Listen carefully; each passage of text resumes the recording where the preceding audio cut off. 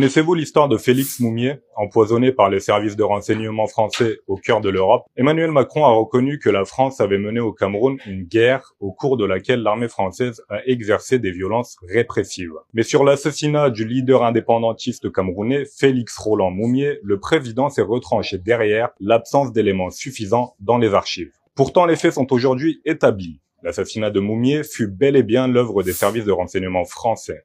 Né le 1er novembre 1925 à Foumban, Félix Moumié est un médecin qui a soif de liberté dans un Cameroun où la population est écrasée par la misère et l'arbitraire colonial.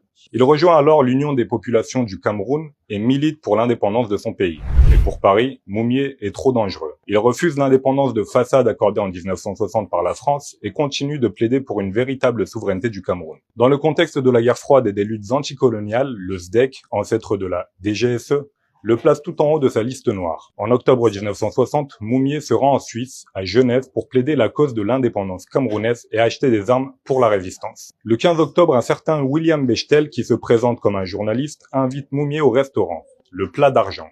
Mais en réalité, Bechtel n'est autre qu'un espion français coopté par le SDEC et chargé d'exécuter la sentence. Assassiner Moumié. C'est alors qu'en plein repas, un appel téléphonique interrompt le leader indépendantiste, mais personne ne répond au bout du fil. Cette diversion habilement orchestrée permet à Bechtel de verser dans son verre du thallium, un poison incolore et inodore. À l'aube, les symptômes apparaissent, douleurs atroces au ventre et paralysie. Hospitalisé à Genève, Félix Moumié agonise pendant 2 semaines avant de mourir le 3 novembre 1960.